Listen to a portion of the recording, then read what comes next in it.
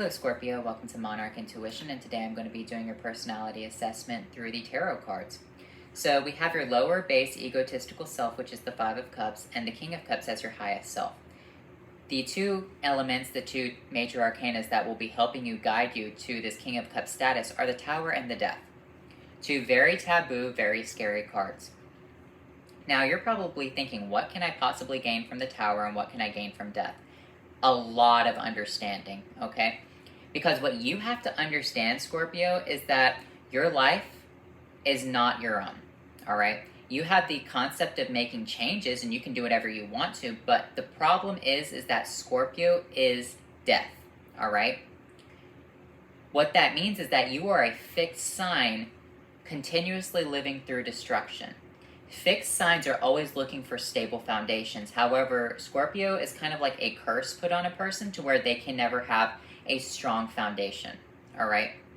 They can never have this platform that is, a solid structure. It's always going to fall apart. And that's what the test of Scorpio is throughout this life, is how many endings can you take? How many? Because that's what the Five of Cups represents. It represents three different endings with two cups still standing up. In the Three of Cups, there are three people holding up their cups, and they're celebrating. In the Five of Cups, those three people have left their cups on the ground, and they're no longer celebrating. Symbolizing that they have moved on from a situation, and kind of left you sitting there lackluster. What you have to understand is that the ending of the situation and the destruction that was left behind is how you move forward, okay?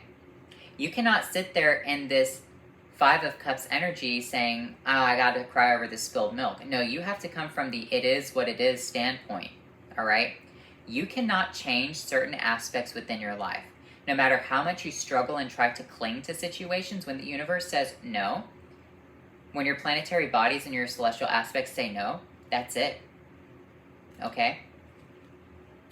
This Six of Cups is that you would like to live in ignorance as bliss. In fact, you seek this in your life. Because in the Five of Cups being your first card, this is tragedy and trauma right here. A lot of Scorpios who have heavily aspected Scorpios, especially in their Sun, Moon, and Rising, in their Venus signs and in their Pluto signs, which is the whole millennial generation, is Scorpio aspected Pluto, which is why millennials are crazy. It's all death, all right? So you might have suffered a lot of, endings within your early adolescent years, such as parents passing away, grandparents passing away, people who you really cared for. And you might have even, been someone in foster care. You might have been someone who just never had a stable foundation. Your parents may have been on drugs. That's the situation of Scorpio. It's thrust into a life of chaos, trying to find balance and order because it's a fixed sign. With the Six of Cups right here, you can play yourself by saying everything's good when it's not, all right? With the Six of Cups, this older brother is giving this cup of love to his sister. When I say cup of love, it represents the ignorance is bliss. He's giving her a flower, it's like a vase, and he wants her to, have fun for the day. He wants her to pretend she's a princess, which leads into the Seven of Cups fantasy. He wants her to just pretend like everything's okay, but here's the thing, he's older than she is. He understands the concept of death. He doesn't want her to understand the concept of death. He doesn't want her to look at that situation because that's not something that she needs to worry about right now, right? However, you play yourself by being in this energy. You sit there and you say, well, nothing's going to come to an end, everything's perfect, everything's fine. But here's the thing. Scorpios tend to settle for situations because they've never had stability. And so you look at situations from a idealistic standpoint with the Seven of Cups, saying, yeah, this sounds good for me. It's not exactly, seems perfect, but it's good enough. And what you do is you end up screwing yourself over because the Seven of Cups is pure fantasy. It's not real. All right? You think and you can get stuck in very toxic situations, especially relationships, because you think that's how the situation should be because it's a lot better than what it was before, right?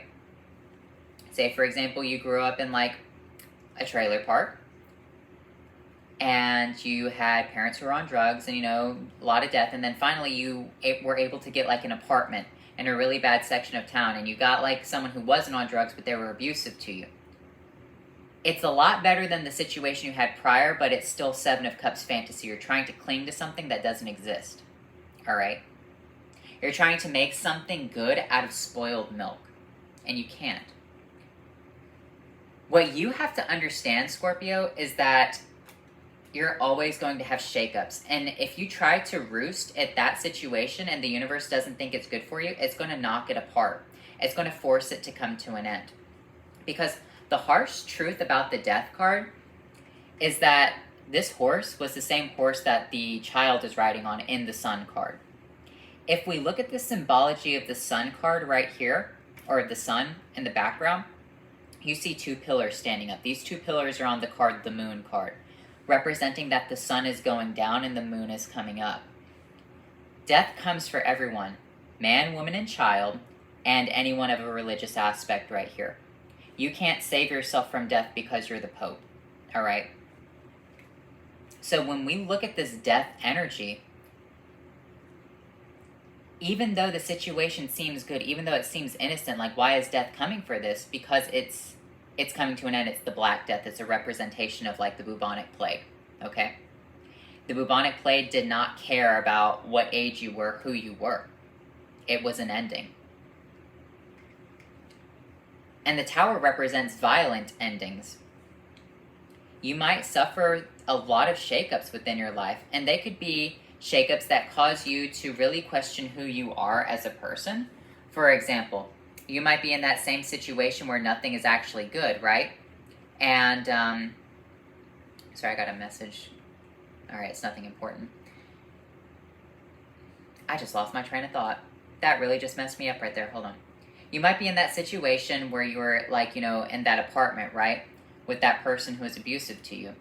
And then all of a sudden that person cheats on you and you find out about it, and that just shakes up your whole world. That's the Tower moment coming. That's the sunlight, the representation, the harsh truth of the sun coming and destroying your tower and knocking it down. Why? Because it wasn't a good situation to be in. There were too many cracks in the foundation. Anything that has a faulty foundation is going to fall apart. Okay? There will constantly be ebbs and flows within your life because you are a water sign, which is very important to understand when we look at the King of Cups right here. This is your highest self. The King of Cups is on a floating platform in the water, okay? His cup right there is symbolic because this is the Page of Cups cup. When we look at the card, the Page of Cups, it's the same cup, right? And there's a fish that has jumped out of the cup. When we look at the Page of Cups card, there is a fish inside of his cup, right? That's trapped. This is you understanding that you can never find solid foundations within water in the ocean, okay? The ocean is constantly changing. The ocean is very violent. It's extreme. It goes from one extreme to the other. It might be beautiful one second, then a tsunami the next. The moon controls the tides. It's outside of your control. What your whole goal in this life, Scorpio, is to change with the current, okay? To adapt to that situation. To try to find stability no matter what the ocean brings and just kind of go with the flow. That's what the King of Cups is doing right here. He's floating on this solid platform and just allowing the tides to take him where he needs to be. He has to be emotionally mature about these situations. He can't cling on to fantasies. And that's something you need to wake up to in order to attain this King of Cups energy, is that you can't hold on to fantasies. You can't hold on to, well, it's almost good enough. No, it either is or it isn't. Okay? It isn't, well, it could be better, but it's fine. No, it's not. All right, Scorpio, you have to come to that conclusion for yourself. How are you going to make a change? And if the universe doesn't want you to be there, it might give you that situation for a period of time. But if it stunts your emotional growth, if it ultimately ends up in you being trapped in the Six of Cups where ignorance is bliss, living through rose-colored glasses, the universe is going to strike it down, okay? Because you're not living up to your highest potential. The universe doesn't want you to live in the Seven of Cups fantasy. It's just a fantasy. It's not real. It represents just apparitions, hallucinations. – You're really hoping for this fever dream situation, that is perfect when everything around you is falling apart. It's kind of like, have you ever seen old photographs or old documentaries about Berlin after World War II? Like, after the Germans surrendered, there were just people living their everyday lives. Like, it's such an ominous thing. They're just going through the city, walking around, you know, living life in just like this destroyed city. And that's kind of the concept right there, is that even if you are in this destroyed city, is it actually that good? Or is it a destroyed city? Can you try to make it okay for yourself? Or wouldn't it have been better for you to leave that situation before it got that bad in the first place? That's what this is for you, Scorpio. So, anyway, it's all about looking at things from a different perspective, okay? Not getting trapped inside of your illumination, or in this, not illumination, but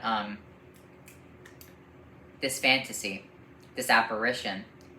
To see things for what they are and not through rose-colored glasses. To understand that there will be a lot of disappointments within your life. But understand this thing about these disappointments. It leads you to a much stronger individual, someone who is more emotionally adept. You know, there are some people out there who can't handle small losses in life. It, like, completely destroys them. All right? And then there are some people who can handle really bad situations, and they're emotionally strong and it doesn't break them. That's kind of what the King of Cups energy is. And it's not saying to not get therapy, not to speak to anyone, not to show your emotions. It's saying that you have to deal with these emotional problems at an early age. A lot of sadness, a lot of regret, a lot of loss and tragedy. Because it's shaping you into this King of Cups energy, however you want to view that, okay? That's what your cards represent.